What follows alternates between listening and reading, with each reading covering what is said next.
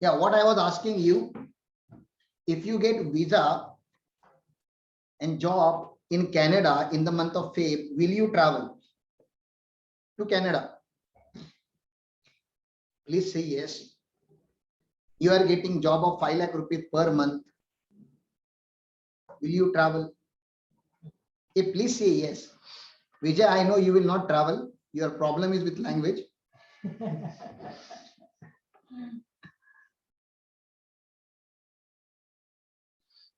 New Zealand. Okay, you want to go to New Zealand. Sorry. Okay, next example is your example. New Zealand. So you will travel.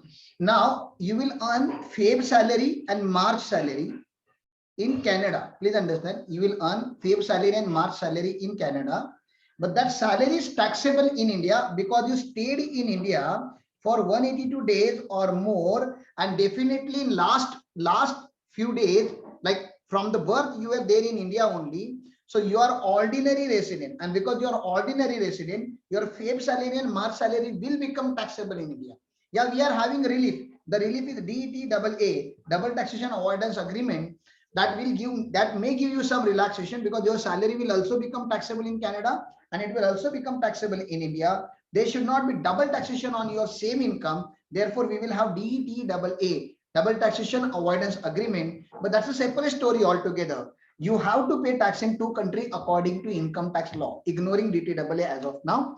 Let's move forward. But imagine you wanted to travel abroad and you stayed in India during the year, in a previous year. April month you were there in India, May month you were there in India, April, May, June, this 3 months you were there in India, and on last day of the June you left India. So April you stayed in India for 30 days, May you stayed in India for 31 days, June you stayed in India for 30 days, total is 91 days. Because you stayed in India in for only 91 days, do you think you will be very happy to pay tax in India on salary that you are earning in Canada or New Zealand from July to March? Will you be very happy to pay tax on this income? Please tell me, will you be very happy to pay tax on this income in India? Will you be happy? Hello, will you be happy to pay tax on this? No, sir, we will definitely. See, 1 or 2 months, it's fine. But sir, altogether 9 months salary taxable in both countries, then claiming DTAA. So this is quite complicated for us.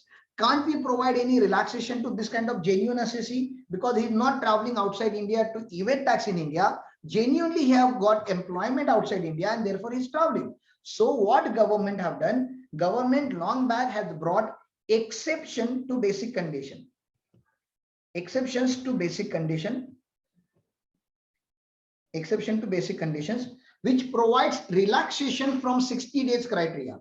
So what relaxation they are providing for from 60 days criteria?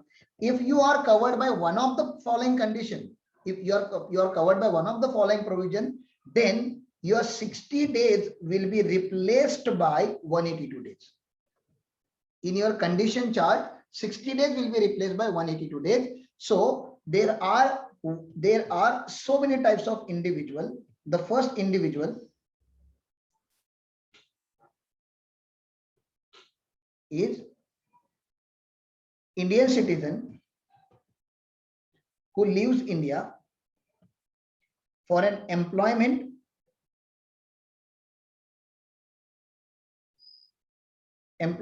outside India, or as a member of crew of Indian ship, Indian foreign going ship.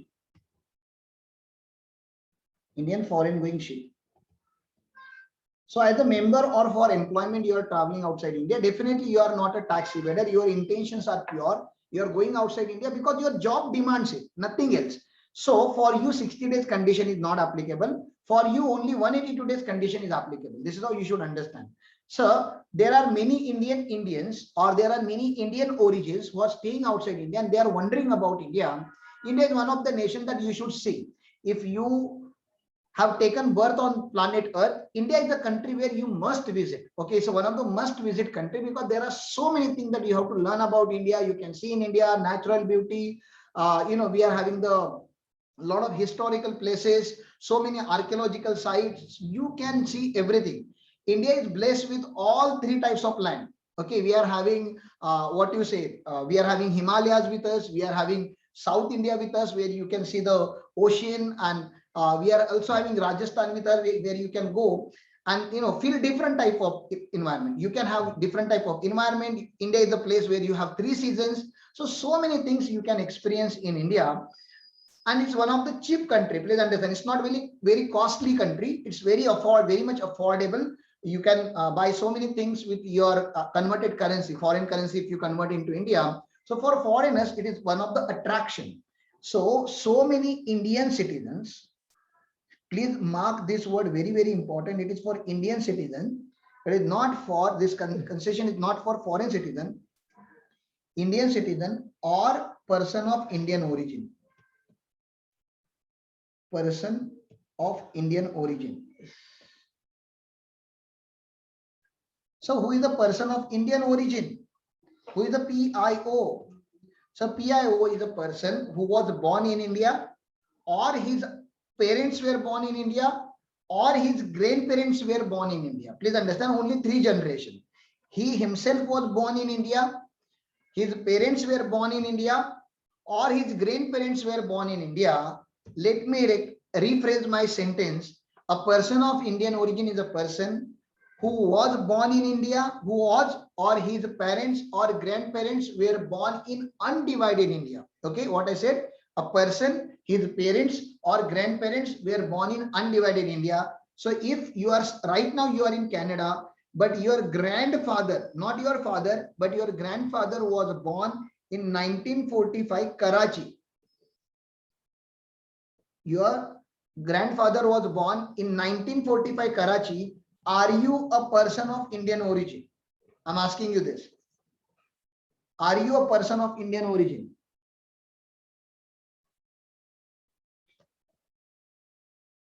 Look at the definition. It's very simple. Either person or his parents or his grandparents should be born in undivided India.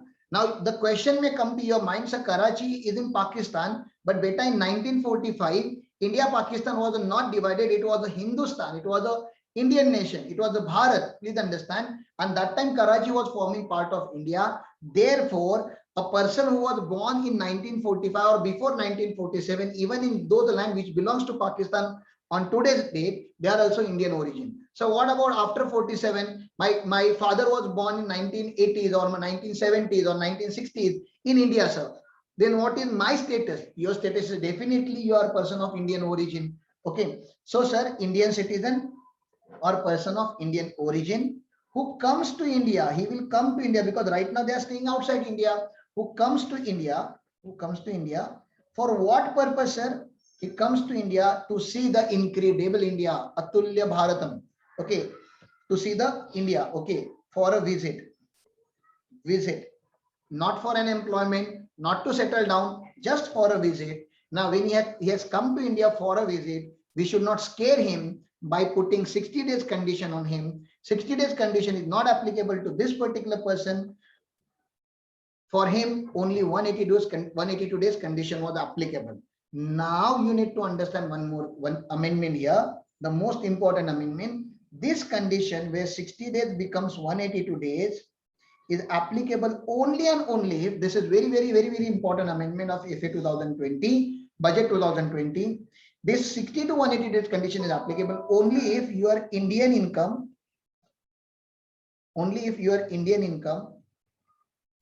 plus foreign income but business control from India, these two income, Indian income and PGBP foreign income, which was controlled from India, is less than 15 lakh or less than equal to 15 lakh. This condition is applicable only if your Indian income, technically your Indian income and foreign income which is controlled from India, overall income which is taxable in India for NOR, overall income which is taxable in India for NOR. Please understand, if it is less than 15 lakh. So what if my income is more than 15 lakh? What if my Indian income is more than 15 lakh? If your Indian income is more than 15 lakh, Indian income plus foreign income of business control from India, okay, If it is more than 15 lakh, then please understand this 60 days condition, will be replaced by 120 days. So days has been reduced for those people who are earning more than 15 lakh from India. Okay, if somebody is not earning more than 15 lakh from India, old conditions are applicable. All these are old conditions, not amended. It was there for so many years. I hope you people have studied in your intermediate this condition. But please understand, if somebody is having income more than 15 lakh in India from Indian sources, then the 60 days condition will be replaced by 182 days, meaning thereby 122 days has been reduced to 120 days for this type of assessees, so that we can capture them sooner. We wanted to capture them and we wanted to make them resident and ordinary resident, resident and non-ordinary resident, so that we can take tax from this particular income, foreign income which is controlled from India. That's a target point. Foreign income which is controlled from India is a target point here. And therefore, I told you that these conditions are very, very important. Please look at this chart. Okay. What will happen here? Individual who is an Indian citizen leaves India for an employment, 60 days will be replaced by 182 days. Individual who is an Indian citizen leaves India as a member of Indian cruise ship, 60 days will be replaced by 182 days. So Indian citizen or a person of Indian origin, not foreign citizen, only for Indian bloods. Okay, Indian citizen or person of Indian origin comes to India for a visit when total income excluding pure foreign income. Total income excluding pure foreign income means income which is not controlled from India. Okay, total income excluding pure foreign income is less than equal to 15 lakh, then 60 days will be replaced by 182 days. But if total income other than pure foreign income is more than 15 lakh, then 60 days will be replaced by 120 days. Very, very, very, very important amendment. Have you understood this? Please tell me yes if you have understood.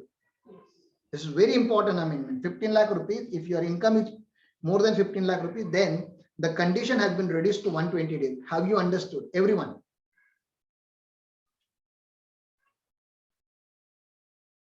Okay. Thank you. Thank you. Now please check. Please check. So what type of conclusion you will write when you put this table? Either person will become resident and ordinary resident, resident and non-ordinary resident, or non-resident. So why do you write AY every year? Because person's residential status has to be determined for every year. Please understand, year on year basis you have to check, because it's not that in 1920 person was a resident, that in 21-22 also he will become resident. No, there is no guarantee for such. Every year you have to check residential status, which is depending upon his stay in India. Please understand, the residential status of assessee depends on stay in India. Therefore, every year we have to check whether he is a resident or non-resident or ordinary or non-ordinary. Therefore, we write a residential status for particular year, that for this year he was a non-resident or resident in India. Okay. So, in the absence of information, date of arrival in India and date of departure from India, both you should count. Okay, both you should count as the day of stay in India. So no matter what time he has arrived, maybe he has arrived at 11:55 to night. So only for 5 minutes he was there in India. Still we will count as the whole day as stay in India. At the time of leaving also. So day of arrival and date of departure, both should be counted as a day of stay in India. Stay need not to be continuous in nature. Stay can be anywhere in India, including territorial water. So if somebody is staying in India, maybe Goa, some kind of luxury craft, or some kind of island or some kind of vessel where he's celebrating his life for 2 days or 3 days, and this boat was standing in Indian water, so we will count that as a stay in India. It can be anywhere in India. Okay. Purpose of visiting India is irrelevant, sir. You came for a marriage, you came because somebody died in the family, you came for healthcare, you came for a business class meeting. Any purpose is not relevant, because number of days are important. 182 is the target. Residential status has to be determined for every AY independently. So these are the basic note that you should understand on residential status. Apart from this, situation 2, Indian citizen leaves India for an employment. As I told you, condition number 1 will stay for 182 days. Condition number 2, 60 days has been replaced with 182 days. All other situations are same, no other changes. Okay. Situation number 3, if you are leaving India as a member of crew, then also you can see here, The 60 days are replaced by 182 days. All other conditions remain same. I'm not wasting my time here. One of the condition is the rule number 122, continued discharge certificate. This something is required to be furnished by this Indian citizens who are working on the ship, because sometime what happens, my dear friend, the ship is standing in an Indian Ocean. The ship is standing in an Indian Ocean. The captain has already joined the vessel. According to his mentality, he has left India, but he was there in India for 5 more days. So why he was there in India for Indian waters for 5 more days? Because he wanted to load containers, he wanted to wait for some custom clearance, he was waiting for other crew members, so and so many things. Okay, so practically speaking, geographically speaking, he's still in India, but mentally speaking, he has already joined the ship. That means he's not there in India. Usually these people stay in India for 4 to 5 months, and 6 to 7 months they work on the vessel continuously. Okay, continuously. They don't come back to India. Once they join the vessel for 6 months, for the 7 months, they don't come back to India. This is how their job profile is. Whole period they will be in the ocean. Okay, so for these people, we had to provide some kind of relaxation. That relaxation has come. We said, you please furnish CDC, continued discharge certificate, which will be given by the employer, who is this shipping company, and that in that particular later CDC, continued discharge certificate, there will be dose to doso. So what is dose to doso? Date of joining to date of sign off. Date of joining to date of sign off are the days deemed to be stayed outside India. These are the days deemed to be stayed outside India. So we assume that this many days, whatever number of days he was there on the vessel, whether vessel is in Indian water or foreign water, doesn't make any difference. We will deem that this particular person has stayed outside India during this period. Dose to doso, number of days, and therefore how do we compute number of days stayed in India? Total number of days during the previous year minus number of days as per CDC, continued discharge certificate, minus any additional information provided in the question where the person was staying outside India. So here the computational mechanism is a reverse mechanism where ultimately you will compute number of days stayed in India. To understand rule number 26, you have to solve one question from CA intern module. Then only you will understand how this particular working works. Next. Indian citizen or person of Indian origin comes to India for a visit. Amendment has happened in this particular situation, but not for those person whose income is less than 15 lakh. If your Indian income plus, when I say Indian income minus foreign income, this is pure foreign income. Technically, what I'm trying to say, Indian income plus foreign income of which business controlled from India is less than equal to 15 lakh. For you, law has not changed. The law is still same. 60 days will be replaced by 182 days, and all the other conditions will be applicable. But for person who is having, please understand, okay, here definition of person of Indian origin, either he or his parents or either of his grandparents were born in undivided India. Income from foreign sources means, this definition is very, very important. Income from foreign sources means income which accrue or arises outside India, except income derived from business controlled from India. Whatever is excluded here from a total income is a foreign sources income. That means pure foreign sources. Please understand that also.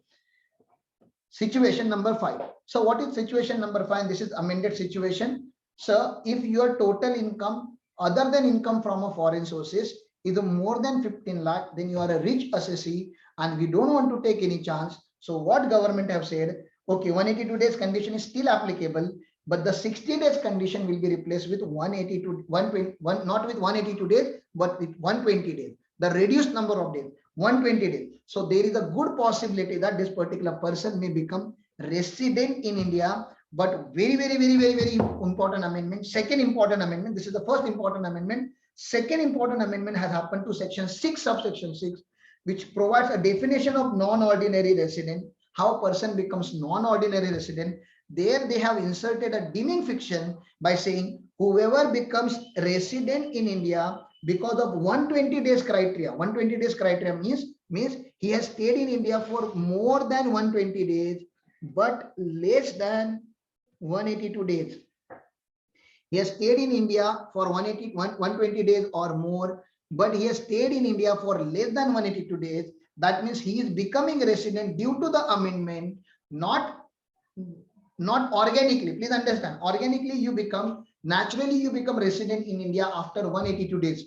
But here forcefully we are making you resident by amending the law. If anybody becomes a resident in India because of this amendment, he will be deemed to be resident and not ordinary resident. Means that person cannot become ordinary resident. So if person doesn't become ordinary resident, then what is beneficial? If person become ordinary resident, then his Indian income, foreign income of which business control from India, and pure foreign income. Please understand, this is also taxable, this is also taxable, this is also taxable.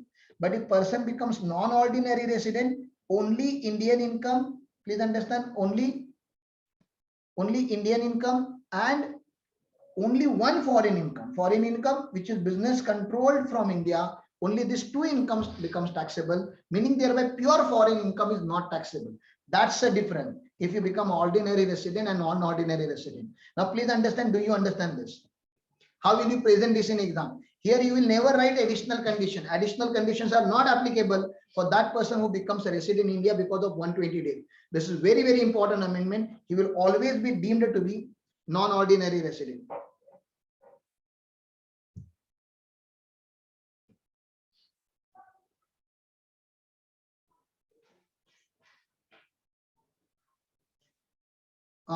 Shirsan, all these lectures are uploaded on my YouTube channel.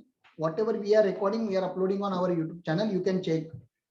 You just Google out Elite Gurukul or C. Ram Patel, you will find the channel. We always upload it there. It takes some time, one day type, because our team, I don't do that, our team does that. So if they are free by night, they do it today itself. Otherwise, one day lag will be there. Maximum one day lag, not more than that. So situation 6, section 6 subsection 1A. Section 6 subsection 1A. Please remember, very, very important. Again, most important in fact. This is for stateless assessee. There are certain smart individuals in India who are not paying tax in India. They are not paying tax in Canada. They are not paying tax in Dubai. They are not paying tax in any part of the country or any country, any part of the world. They stay here for some time, they stay there for some time, they stay there for some time, they stay there for some time. And by doing this, they don't become a resident of any country. Please understand. By doing this, they try to become non-resident in all possible nations. And even if they become resident of any particular nation, that nation will be a tax haven.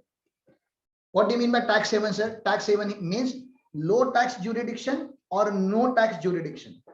Either there is a low tax, lowest possible tax, or there is no tax in that particular nation. Therefore, you need to remember, if a particular person becomes stateless assessee and that person is the Indian citizen, only Indian citizen, very important. This applicable is only for Indian citizen, not to the PIO, not to the PIO. No, we are not killing PIO, we are not killing foreign citizen. We just want our Indian citizen should not be a stateless and shameless person. If Indian citizen is staying in Dubai and he's neither paying tax in Dubai and nor in India, then now we have brought a concept where we are saying you will be a deemed resident. Though you are not resident, you are not staying in India for 182 days, you are not staying in India for 60 days, even if you don't stay in India for 0 days, still you will become deemed a resident. Deemed resident means we are declaring you as a resident. And if I declare you as a resident, you know that your income will become taxable in India. Now, when this amendment came, lot of Kerala people, please understand, Kerala and Tamil Nadu people, because many Kerala, please understand, lot of people from our South India, they are staying in Dubai. Many of their parents are staying in Dubai.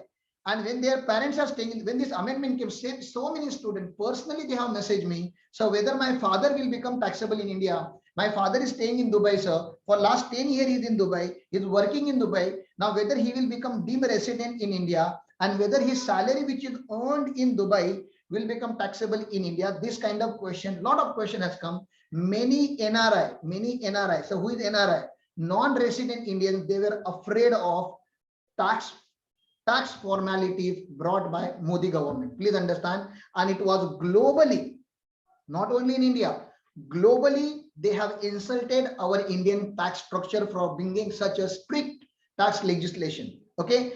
Deemed resident, what nonsense. When you become deemed resident, your global income may become taxable in India. Then government clarified, no, you don't understand. The person will become a deemed resident, but he will remain NOR. Person will become deemed resident, but he will become NOR, meaning thereby only Indian income is taxable in India, which was always taxable in India. Whether he's an ordinary resident or a non-resident or any resident, Indian income was always taxable in India. One more income we want to tax in India, and that is foreign income of business, which is controlled from India, sir.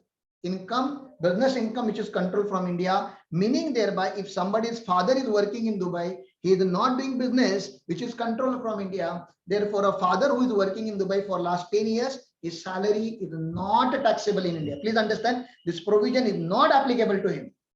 Provision is not applicable for those associates who are earning income under salary head, under house property head, under capital gain head, under IFOS head. This provision, this amendment is applicable only to business or profession associates, only if it is controlled from India.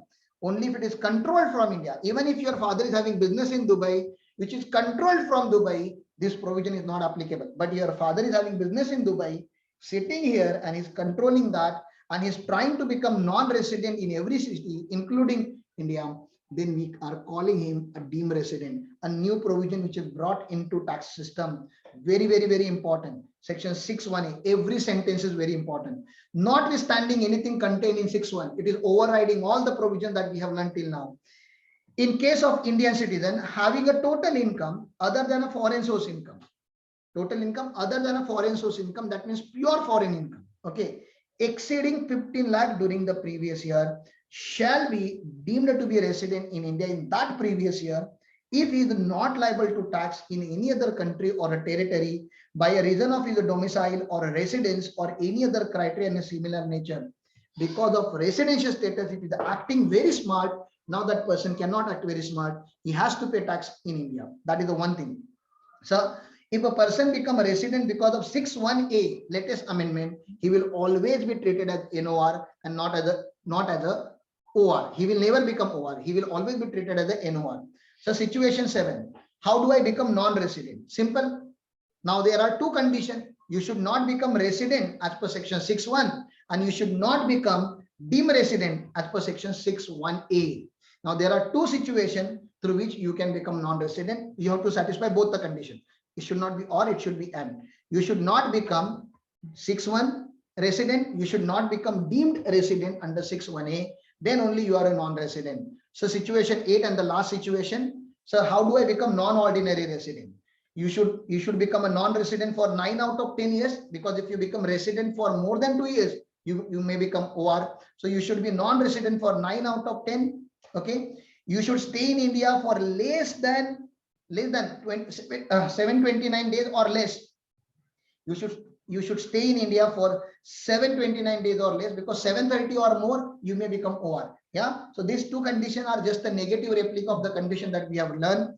Secondly, you are an Indian citizen or a person of Indian origin having total income other than income from a foreign source exceeding 15 lakh during the previous year, and who has been in India for a period in all 120 days or more, but less than 182 days. You remember PIO situation that we have discussed? Yeah, that is also NOR, and a deemed resident under section 6(1)(a) is also NOR. So these are the people who are NOR. That's the end of theoretical aspect of your residential status of individual. In next lecture, we will solve one detailed question. But before that, I want all of you to read all these situation, 8 situation thoroughly. And if you have any doubt, you can always contact me. You can always WhatsApp me on 9920553556. This is my number. For some new student who were not there in intermediate with us, please say my number and always WhatsApp. Do not call. Okay. WhatsApp your queries and do not expect quick response. I'm not, I'm not a call center where you will expect a quick response. I'm a human being, and majority of the time I'm either in meeting or working or studying or doing something. Whenever I get time, I'll reply. Don't worry. Your queries will be resolved for sure. You can put a WhatsApp message on this number. Yeah. Now let me take your queries.